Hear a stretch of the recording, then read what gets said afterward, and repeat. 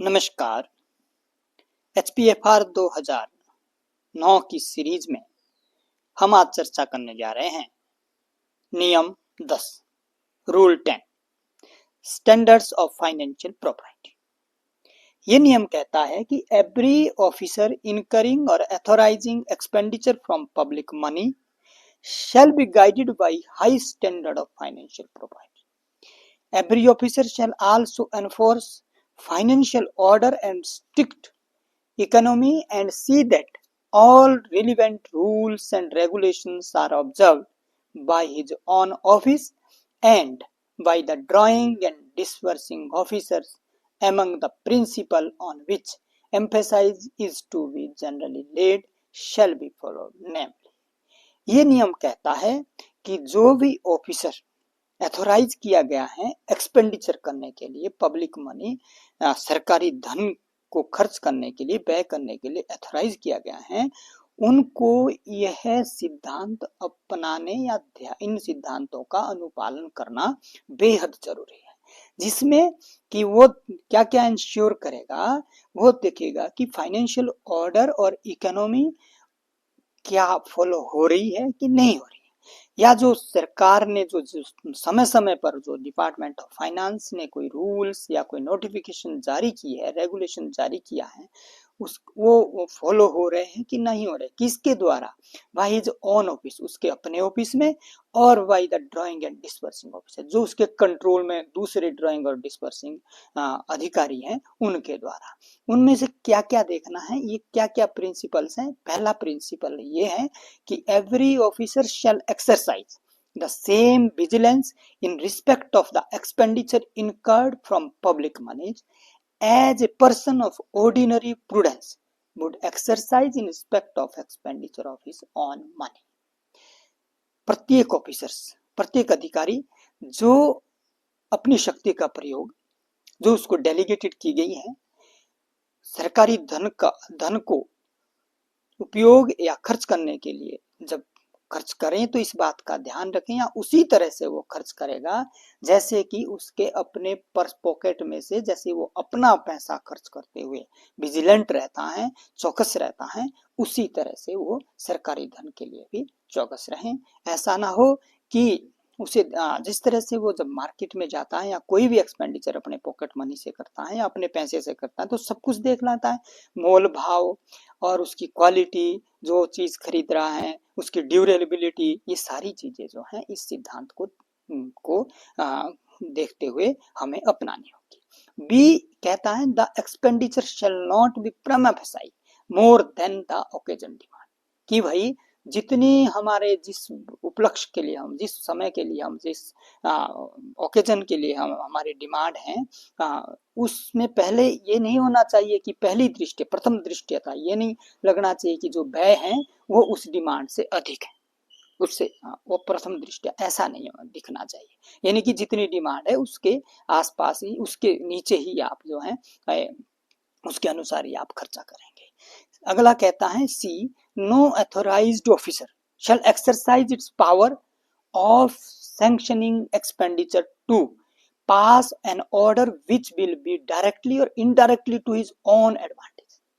कोई भी अधिकारी जो एथोराइज्ड किया गया है वो अपनी शक्ति का प्रयोग व्यय करने के लिए, ऐसे व्यय के लिए प्रयोग नहीं करेगा जो कि उसको डायरेक्टली, सीधे तौर पर, परोक्ष रूप से या प्रत्यक्ष रूप से उसको अपने लिए फायदा पहुंचाता हो। डी कहता है expenditure from public money shell not B incurred from for the benefit of a particular person or section of the society unless, वो क्या करेगा, वो वैसा खर्चा भी नहीं करेगा, ऐसे उस पर भी धन का उपयोग नहीं करेगा, सरकारी धन का, जो कि किसी पार्टिकुलर पर्सन को या फिर किसी सेक्शन यानी किसी समुदाय के लिए बेनिफिट वाला हो, जब तक कि a claim for the amount could be enforced in a court of law, जब तक कि न्यायालय से इस तरह का कोई आदेश ना हो, या फिर न्यायालय द्वारा इस तरह का कोई अमाउंट या इस तरह का कोई धन खर्च करने के ऑर्डर नहीं हो। दूसरा, the expenditure is in pursuance of recognised policy और कस्टम, किसी पॉलिसी के तहत जब तक नहीं होगा तब तक वो किसी को भी इस तरह का व्यय, इस तरह का उपयोग, सरकारी धन का उपयोग नहीं करेगा जिससे कि किसी पर्सन, पर्टिकुलर पर्सन या किसी सेक्शन ऑफ द सोसाइटी के लिए वो फायदेमंद दिखाई दे। अगला कहता है कि the amount of allowances granted to meet expenditure of a particular type shall be so regulated that the allowances are not on whole a source of profit to the recipient। कि जब भी आप कोई अलाउंसेस दे रहे हो, ये expenditure जब किसी अलाउंसेस के आधार पर आप किसी को पेड कर रहे हैं तो उस तरह से रेगुलेटेड होना चाहिए कि वो जिसको आप दे रहे हैं उसके लिए, रिसिपेंट प्राप्तकर्ता के लिए वो कोई लाभ का सोर्स ना हो, लाभ का जरिया ना बने। ये थे कुछ फंडामेंटल, ये आपके स्टैंडर्ड ऑफ फाइनेंशियल प्रॉपर्टी के नियम जो कि हमने अभी डिस्कस किए हैं। अब चलते हैं expenditure from public funds. Rule 11, no authorised officer shall incur any expenditure or enter into any liability involving expenditure or transfer of money, investment or deposit from government account unless the same has been sanctioned by a competent authority। यहाँ competent authority की बात की गई है कि जब तक competent authority के द्वारा कोई sanction आपके पास नहीं है तो कोई भी अथोराइज्ड ऑफिसर सरकारी धन को या इस तरह की कोई लायबिलिटी खड़ी नहीं करेगा या कोई पैसा ट्रांसफर नहीं करेगा without the approval of the competent authority. अगला नियम कहता है 12 नियम के अंतर्गत हम डिस्कस करते हैं delegation of financial powers. Financial power को डेलीगेशन, ऐसे तो जो आमतौर पर जो सोलली जो फाइनेंशियल पावर किसके पास है, rest with the department of finance. Government की फाइनेंशियल की पावर सारी की सारी फाइनेंस डिपार्टमेंट के पास, लेकिन स्मूथली फंक्शन के लिए समय समय पर पावर्स को डेलीगेट किया जाता है आगे एचओडी के लिए, फिर आगे उनके नीचे कंट्रोलिंग के लिए, उनके नीचे फिर डीडीओज के लिए आगे फाइनेंशियल पावर्स जो है अथॉरिटी के हिसाब से आगे डेलीगेट की जाती है। तो इसके तहत हम पहली जो बात है, द फाइनेंस डिपार्टमेंट जनरली और specifically may from time to time delegate और revise financial power to various authorities and may also issue instruction for the exercise of the powers. इन पावर्स को एक्सरसाइज करने के लिए फाइनेंस डिपार्टमेंट समय समय पर इंस्ट्रक्शन भी जारी करता है। दूसरी बात इसके अंतर्गत कहता है कि the residual financial power of government shell rest with the finance. तभी तो बोलते हैं कि फाइनेंस डिपार्टमेंट की अप्रूवल के लिए जा रहा है भाई, फाइनेंस डिपार्टमेंट को केस भेजा गया। क्यों? क्योंकि रेजिडुअल्स पावर्स, अल्टीमेट जो पावर है वो गवर्नमेंट की जो फाइनेंशियल पावर है वो फाइनेंस डिपार्टमेंट में के पास है। तीसरा कहता है कि heads of the department may delegate और redelegate financial power to their subordinate officers from time to time subject to the condition that they shall remain responsible for expenditure incurred by them और by their authorized officers. उनको जो आपका heads of the departments जो हैं वो आगे अपने subordinate officers को फाइनेंशियल पावर तो देता है, लेकिन एक कंडीशन के साथ देता है कि वो उनका उत्तरदायित्व होगा जब भी वो किसी इस तरह का एक्सपेंडिचर करेंगे जो कि उनको पावर्स दी गई है, तो वो फुल्ली जो है रिस्पॉन्सिबल होंगे। यानी कि कल के लिए जो भी कोई इरेगुलरिटीज किसी भी तरह की कुछ अगर सामने आती है बात, तो उसके लिए वो ऑफिसर्स जिसको पावर्स दी गई वो अल्टीमेटली रिस्पॉन्सिबल होगा। अब आते हैं हम बहुत ही इंपॉर्टेंट नियम जो है इसका, इस कड़ी में नियम 14। नियम 14 में हम बात करते हैं responsibility of the controlling officer in respect of budget allocation. ये कभी कभी क्वेश्चन भी आ जाता है, चाहे आपका डिपार्टमेंटल एग्जाम हो चाहे कोई दूसरी एग्जाम है, वहां भी ये चीजें पूछी जाती हैं। अगर नहीं भी पूछी जाती हैं तो भी एक अथॉरिटी के लिए जिसको डेलीगेट की गई है पावर, उसके लिए या फिर कंट्रोलिंग ऑफिसर्स के लिए बजट एलोकेट जो हुआ है उसके अंतर्गत उसको उनको क्या क्या ध्यान रखना। The duties and responsibility of a controlling officer in respect of the funds placed at his disposal shall be to ensure कि जो उसके डिस्पोजल पर बजट दिया गया है, फंड्स दिए गए हैं, वो क्या क्या इंश्योर करेगा, उसकी ड्यूटीज क्या क्या है कंट्रोलिंग ऑफिसर की। Number A, that the expenditure does not exceed the budget allocation. भाई सबसे पहली बात है कि जितना आपको बजट दिया गया है उससे आप एक्सपेंडिचर अधिक नहीं करेंगे। जैसे कि बजट दिया होगा 1 लाख, आपने खर्चा कर दिया 1,05,000।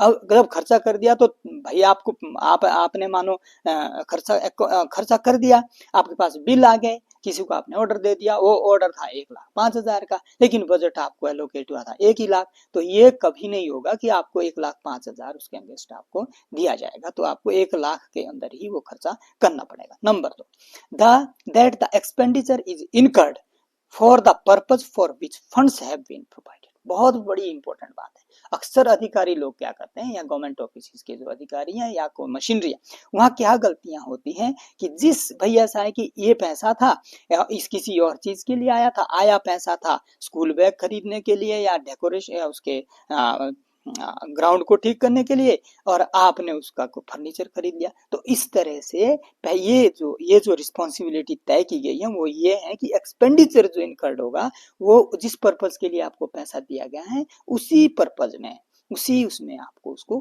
खर्चा करना पड़ेगा। सी कहता है कि that the expenditure is incurred in the public interest. ये तो सबसे पहली बात होनी चाहिए, ये तो दिमाग में लिखी लेनी चाहिए कि भाई जो भी सरकारी धन से, सरकारी खाते से जब भी हम कोई धन निकालने की मंशा रखेंगे, उसी वक्त सबसे पहले ये बात आनी चाहिए कि क्या ये उपयोग पब्लिक इंटरेस्ट में हो रहा है कि नहीं हो रहा है, क्योंकि धन तो पब्लिक का है, इसलिए ये रिस्पॉन्सिबिलिटी हमें हमेशा ध्यान रखनी चाहिए। डी कहता है कि that adequate control mechanism exist in his office for prevention, detection of errors and irregularities in the financial activities of his subordinate offices and to guard against waste and loss of public money। क्या कहता है, ये कहता है कि adequate control mechanism आपने exist होना चाहिए आपके ऑफिस में, किसके लिए बोला, डिटेक्शन ऑफ एरर, पहली बात कि गलतियां कहीं हो तो नहीं रही, भूल चूक को पकड़ने के लिए, और इरेगुलरिटीज तो नहीं हो रही कहीं फाइनेंशियल एक्टिविटीज में, और सबऑर्डिनेट ऑफिस में भी, नीचे भी, किसके लिए, ताकि हम धन का दुरुपयोग और उसकी क्षति को बचा सके, इसलिए। और ये कहता है द मैकेनिज्म और checks contemplated in his rule in these rules are effectively applied।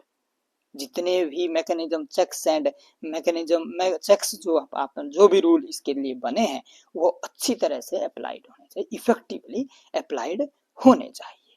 अब हम आते हैं नियम, हम इस पर आगे चर्चा करेंगे। अब इससे भी बेहतर एक और चीज हम यहाँ डिस्कस करने जा रहे हैं, वो है लैप्स ऑफ द सैंक्शन, कि जो आपको सैंक्शन आई थी वो लैप्स कब होती हैं, इसके बारे में हम चर्चा करेंगे आने वाले टाइम में। अब कभी कभी ऐसा होता है कि भाई कभी कभी हमारे यहाँ लॉसेस हो जाते हैं, तो उस लॉसेस की रिपोर्ट कैसे की जाए, ये कहता है नियम 20। नियम 20 के अंतर्गत जब गवर्नमेंट इंस्टीट्यूशन में या डिपार्टमेंट में कोई लॉस हो जाए, कोई डैमेज हो जाए, कोई शॉर्टेज हो जाए पब्लिक मनी की, तो फिर हम क्या करेंगे, हम रिपोर्ट उसको कैसे करते हैं, ये इसकी चर्चा हम रूल 20 रिपोर्ट ऑफ लॉसेस के अंतर्गत करने जा रहे हैं। इसमें पहली बात है कि एनी लॉस, शॉर्टेज और shortage of public moneys, departmental revenue, receipts, stamps, opium, stores और अदर प्रॉपर्टी हेल्ड बाय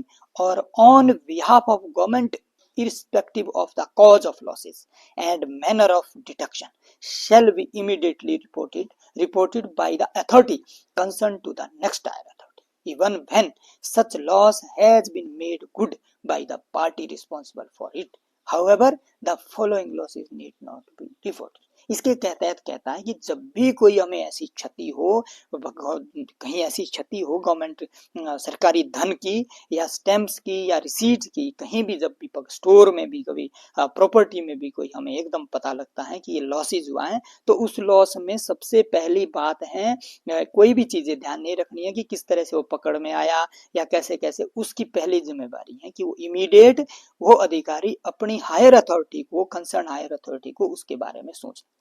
और किस किस लॉस की बात कर रहा है इस नियम के तहत कि रिपोर्टेड करने की जरूरत नहीं है। Number A, cases involving losses of revenue due to, कैसे बोला, पहली mistake in assessment which are discovered too late to permit a supplementary claim being made. Number 2, under assessment which are due to interpretation of law. by the local body being overruled by and government authorities after the expiry of the time limit specified under law. तीसरी बात कहता है कि refunds allowed on the ground that the claims were time barred, जब claims time barred होगी। B में हम बात करेंगे कि petty losses of values not exceeding 2000 rupees as may be prescribed, 2000 रुपए के तक का अगर की लॉसेज है उसको हायर अथॉरिटी को जो है बात करनी है, उसको आपने रिपोर्ट नहीं करना। 10 तो इसके अंतर्गत क्या कहता है दूसरा, cases involving serious irregularity shall immediately be brought to the notice of the finance department and the accountant general by the concerned authority through the administrative department, कि जो केसेस जो सीरियस इरेगुलरिटीज के केसेस हैं वो immediately आपने FD के या एजी के ध्यानार्थ लाना है। तीसरा कहता है कि report of losses contemplated in sub rule 1 and 2 of this rule shell be made at following 2 states, जो 1 और 2 नियम में हमने ऊपर यहाँ चर्चा की है उसकी रिपोर्ट कैसे करनी है। A, an initial report shall be made as soon as suspicion arises that a loss has taken place, एक इमीडिएट एक रिपोर्ट आपने इनिशियल रिपोर्ट भेजनी है जैसे ही आपको पता लगता है। बी में क्या कहता है, the final report shall be sent to authorities indicated in sub rule 1 and 2 of this rule after investigation indicating nature and extent of loss, error और neglect of regulation which cause the losses and the prospects of the recovery. और उसके बाद आप detail report भेजेंगे अपने department को कि किस तरह से इसमें लॉस हुआ, कितना हुआ और कैसे कैसे गलतियां हुई, किस लेवल पे, क्या रेगुलेशन को ठीक ढंग से फॉलो नहीं किया, जितने प्रकार वो विस्तृत रिपोर्ट आप भेजेंगे। चौथे में कहता है the complete report contemplated in rule 3, जो 3 में आप रिपोर्ट भेज रहे हैं, shall reach through proper channel to the head of the department who shall finally dispose of the same as per delegation of the power. The reports which heads or head of the department cannot finally dispose of under the delegated power shall be submitted to the government। इस जैसे ये ऊपर वाली authority के लिए बताया गया है कि जैसे ही रिपोर्ट पहुंचती है वो अपनी अथॉरिटी के हिसाब से जो उसको पावर्स दी गई है, डेलीगेटेड पावर उसको है, उस हिसाब से उस लॉसेस को राइट ऑफ करेगा या आपको, और जो उसके डिस्पोज ऑफ करेगा और जो नहीं उसके शक्ति के अंतर्गत आता है, अधिकार के अंतर्गत, वो हायर अथॉरिटी को या गवर्नमेंट को भेजेगा। अगला कहता है कि the amount losses through misappropriation, defalcation, embezzlement, theft and robbery may be redrawn on the simple receipt with the approval of the authority competent to write off the losses in question pending investigation and recovery or write off। अगला कहता है कि in case of loss to the government on account of culpability of government servant, the loss shall be borne by the department concerned with the transactions if any recoveries are made from the erring government official in cash, the receipt shall be credited to the government which sustained the loss। उससे तुरंत वापस लेने हैं पैसे और government treasury में वापस जमा कर लेने हैं। 7th और अंतिम इसका जो नियम उपनियम कहता है वो है all cases involving loss of government money arising from erroneous irregular issue of the check or irregular accounting of receipt shall be reported to the finance department। समझ गए? by the concerned administrative department along with the circumstances leading to the loss for taking remedial step to remove the defects in rules or procedure if any connected here with। अगर किस तरह का कोई नियमों में खामियां हैं तो जो एडमिनिस्ट्रेटिव डिपार्टमेंट है वो इस तरह की घटनाओं को कहाँ एफडी को भी भेजेगा ताकि आगे से उसमें सुधार किया जा सके। अब आता है भाई कि अगर ये तो था ना पैसे के बारे में, रुपयों के बारे में, अगर हानि होती है, क्षति होती है, तब कैसे रिपोर्ट करना है। अब नियम 21 यानी कि रूल 21 कहता है कि loss of government property due to fire, theft, robbery, extortion and fraud, अगर इनकी वजह से लॉस होता है तो उसको कैसे रिपोर्ट करना। Department officer shall in addition to taking action as specified in the rule 20, department officer क्या करेंगे, जो तो रूल 20 में हमने जिन स्टेप्स का जिक्र किया है वो तो करेगा ही, follow the provision laid down in the sub rule 2, 3 of this rule and rules 23, 25 of these rule in cases involving material loss or destruction of government property as a result of fire, theft, robbery, extortion and fraud. जब भी इन 4-5 चीजों में loss होता है, पकड़ा जाता है, तो वो नियम 23 और 24 और 20 नियम के अलावा ये चीजें भी आपका जागे, जो हम इसके बारे में चर्चा करेंगे। Number 2, all losses above the value of 10,000, 10,000 से अधिक की कीमत के जो लॉस आपको हुआ है due to the suspected fire, theft, robbery, extortion and fraud shall immediately to be reported to the police for investigation. जब भी इस तरह की प्रॉपर्टी का 10,000 से अधिक का लॉस होता है तो आप तुरंत पुलिस डिपार्टमेंट को इन्वेस्टिगेशन करेंगे। नंबर 3 में कहता है कि once the matter is reported to the police authorities all concern shall assist the police in their investigation. जब एक बार आपने एफआईआर कर दी है, पुलिस डिपार्टमेंट को इंटीमेट कर दिया है, तो सारी की सारी अथॉरिटीज जो है ना वो पुलिस को क्या करेगी, असिस्ट करेगी। A formal investigation report shall B obtained from the police authority in all cases. एक जो आपने फॉर्मल रिपोर्ट उनसे लेनी है और कि भाई किस तरह से ये लॉस हुआ है, कौन कौन जिम्मेदार है। अब आया नियम 22, loss of immovable property by natural calamity. ये अक्सर होता रहता है कि जब इमूवेबल प्रॉपर्टी आपकी है, जो परमानेंट प्रॉपर्टी है आपकी, कभी कभी नेचुरल कैलेमिटी की वजह से वहां भी लॉस होता है, उसको कैसे आपने डील करना है। All losses exceeding 50,000 rupees of immediate immovable property, पहली बात है such as land, building, communication और other works caused by the fire. देखो इमूवेबल प्रॉपर्टी कौन कौन सी यहाँ इसने जिक्र किया है, जैसे कि आपका लैंड है, बिल्डिंग है, ये कम्युनिकेशन आपके पास है या दूसरे वर्क में। जब भी कभी लॉस होगा 50,000 से अधिक का, तो क्या करेंगे आप, बाय द फायर की वजह से हुआ, फ्लड की वजह से हुआ, साइक्लोन आया या अर्थक्वेक आया, एनी अदर नेचुरल कैलेमिटी आई, तो shall be reported to at once by the subordinate authority concerned to the government through proper channel। सरकार को बताना है वो लॉस, ठीक है, प्रॉपर चैनल से फॉर अप्रोप्रिएट एक्शन के लिए, ताकि उसके लिए रेमेडी का अप्रोप्रिएट एक्शन उसके ऊपर लिया जा सके। Any other losses shall immediately be brought to the notice of the head of the department for appropriate action. बाकी लॉसेस जो हैं आप रिपोर्ट करेंगे अपने हेड ऑफ द डिपार्टमेंट को। अब आया आपका रिपोर्ट ऑफ लॉस। नंबर 23 में आगे बात करता है रूल 23 की रिपोर्ट ऑफ लॉस कैसे करना। A detailed inquiry by the concerned authority on the cause of the loss of the movable and immovable property as the case may be shall be conducted. एक inquiry आपने detail inquiry इसके बारे में आपको करवानी होगी। Number 2, after a detailed inquiry sub rule 1 has been completed the detail report shall be sent by the concern authority to the government through proper channel for the appropriate action with a copy to the accountant. AG को भी copy भेजनी है और उस detail inquiry की copy सरकार को भी भेजनी है। अब आप बात आती है कि रिस्पॉन्सिबिलिटी, भाई लॉसेस के लिए रिस्पॉन्सिबिलिटी कैसे तय होगी, यानी कि नियम 24 में हम इसकी चर्चा करने जा रहे हैं। An officer shall be held responsible personally और vicariously by for any losses sustained by the government on the account of causes mentioned in rule 21 में जो लॉसेस हुए हैं of these rules due to any omission और commission और negligence whether intentional और unintentional on his part. भाई आपको personal ही officer जो हैं रिस्पॉन्सिबल होंगे, जो रूल 21 में जिक्र किया गया उसके लिए। The department proceeding for assessment of losses and fixing of responsibility shall be conducted according to the relevant rules and instruction issued there.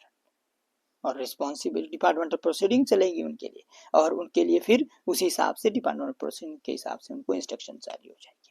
अब आया rule 25, prompt disposal of cases of loss. बहुत मतलब कैसे एकदम आपने डिस्पोजल करना है losses cases का। Action at each stage of detection, reporting, writing off final disposal of losses including action against the delinquents shall be completed promptly. बहुत जल्दी ही विद इन टाइम, ठीक है, एक टाइम बाउंड मैनर में उसको इन केसेस को निपटाना है। रेमेडियल मेजर्स आपने कोई लेने हैं वो भी टाइम मैनर में लेंगे। जाएगी। और wherever practicable shall also be taken to strengthen the control system to avoid the recurrence of the incident of losses। और आपको प्रैक्टिकल वहाँ पे प्रैक्टिकली आपको वहाँ एसेस करना पड़ेगा और उस सिस्टम को स्ट्रेंथन करना पड़ेगा ताकि आगे ये ऐसी परिस्थितियां दोबारा ना दोहराई जा सके। अब आया rule 26, demand for information by the audit. Head of the department, कभी कभी audit head of the department और an authority subordinate to him shall afford all reasonable facility to the audit officer or account officer for the discharge of his functions and furnish complete information required by him for the preparation of any official account report। भाई आपको सभी department का audit होता है, government का धन है तो गवर्नमेंट उसका ऑडिट कराएगी। तो ये रूल कहता है कि जो हेड ऑफ द डिपार्टमेंट है या अथॉरिटी जो उसके अंडर है जिसका ऑडिट हो रहा है वो क्या करेगा, वो सारी फैसिलिटी देंगे ऑडिट ऑफिसर्स को या अकाउंट ऑफिसर को उनकी ड्यूटी डिस्चार्ज करने के लिए जो जो उनको चाहिए, और इन्फॉर्मेशन भी कंप्लीट उनको देंगे। दूसरे नियम में कहता है कि हेड ऑफ द डिपार्टमेंट और authority subordinate to him shall not withhold any information, books or other document required by the audit officer or accounts। ये नियम कहता है कि भाई ऐसा है कि आप कुछ भी नहीं छुपाएंगे ऑडिट ऑफिसर से। उनको कोई कैश बुक चाहिए, अकाउंट बुक चाहिए, कोई भी बुक चाहिए और किसी तरह की इंफॉर्मेशन उनको चाहिए वो आप जरूर आप उसके समक्ष प्रस्तुत करेंगे।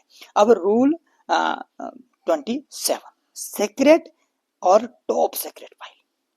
गवर्नमेंट डिपार्टमेंट में सेक्रेट और टॉप सेक्रेट फाइल होती हैं। ये रूल 27 में हम यहाँ जिक्र किया गया है। If the content of any file are categorized as secret और top secret, the file may be sent personally to the accountant general specifying this fact who shall deal with in it is accordance with the standing instruction for handling or custody of the such classified accounts। ये हमने अभी तक rule 27 तक हमने पढ़ा है जिसमें हमने विभिन्न प्रकार के लॉसेस और आपके पास फाइनेंशियल प्रॉपर्टीज और आपके पास लैप्स ऑफ द सैंक्शन किस तरह से होती हैं and responsibility of the controlling officer जो उसको बजट दिया गया है, इसके बारे में आज हमने बहुत अच्छी जो है वो चर्चा की है। और आगे आने वाली सीरीज में हम चैप्टर 3 की तरफ जाएंगे, बजट फॉर्मुलेशन एंड इम्प्लीमेंटेशन। इसमें हम सीखेंगे कि बजट कैसे बनता है और उसकी इम्प्लीमेंटेशन कैसे होती है। ये रूल 28 से स्टार्ट होगा। अगली सीरीज में जरूर सुनिएगा। तब तक के लिए अपना ध्यान रखें। बहुत शीघ्र ही जल्दी मिलेंगे।